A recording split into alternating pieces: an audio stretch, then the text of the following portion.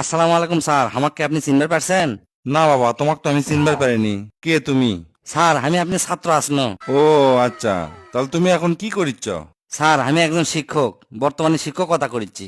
বাহ, দারুণ তো। খুবই ভালো, খুবই ভালো। ঠিক আমার লাগানতেই হসো তাহলে।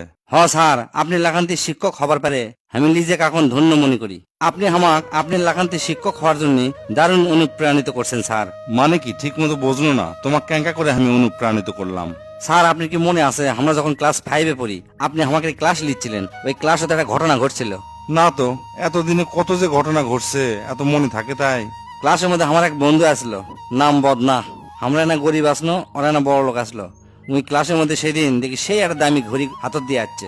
ঘড়িটা দেখতে সেই সুন্দর আসলো। ওই ঘড়ি দেখে আমি তো লোভ সামলান পারিনি। চিন্তা করনো ওই ঘড়িটা আমার চাই জিঙ্কা করে হোক ওর ঘড়িটা আমি চুরি করবো। তারপর ওই হাতত থেকে ঘড়িটা যখন খুলে পকেটে তুলো, আমি কায়দা করে ওর পকেটের মধ্যে থেকে আমি ঘড়িটা বাইর করে লিসনো, লিয়ে আমি আমার পকেটের মধ্যে থুয়ে দিসনো। উনি যখন আর ঘড়িটা পালো না তখন আপনি চিল্লে চিল্লে কলো যে স্যার আমার পকেট থেকে ঘড়ি কেবা চুরি করছে। তখন আপনি রাগ করে কষলেন, এই কে তোরা ঘড়ি চুরি করছো, তাড়াতাড়ি বের করে দে। আপনার কথা শুনে আমি চুপ করে আসনো, ঘড়িটা আমি দেইনি। কারণ ঘড়িটা আমার সেই পছন্দ হয়েছিল। কারণ আমরা আসনো গরিব, ওই ঘড়ি কেনার মতো সামর্থ্য আমাকে আসলো না। তখন আপনি রাগ করে করলেন কি, ক্লাসের দরজা বন্ধ করে দিলেন, দিয়ে সগলি করলেন, তোরা সগলি বেঞ্চের ওপর খাড়া হ। আমরা সগলি বেঞ্চের উপর খাড়া হনো। আপনি কইলেন তোরা সগলি চোখ বন্ধ করে হাত ওপর থেকে তুলে থাক। আমার মনের মধ্যে তো ভয় খেলে আঁকুবাকু করিচ্ছিল। আপনি সগলির পকেটে হাত দিয়ে চেক করা শুরু করলেন। যখন আপনি আমার পকেটে হাত দিয়ে ঘড়িটা পেলেন তখন তো ভয়ে আমার জিউ মিউ সব শুকে গেছিল। শরমে লজ্জায় আমার গাও কাঁপিচ্ছিল। চিন্তা করেন আমার মান সম্মান সব শেষ। কিন্তু আমার পকেট থেকে ঘড়িটা পাওয়ার পরও আপনি কাক্কু কিছু করলেন না। সামনে যা করলেন, ঘড়ি পাওয়া গেছে, তোরা সগলি চোখ খোল, নিচে নাম। তখন সগলি জিজ্ঞেস করলো যে স্যার কার পকেট থেকে পাচ্ছেন? আপনি তখন কইলেন যে কার পকেটের থেকে পাইছি সেটা বড় কথা নয়, ঘড়িটা পাওয়া গেছে এটাই সবচেয়ে বড় কথা। অনেকে অনেক ভাবে আপনি জিজ্ঞেস করছে কিন্তু আপনি কননি।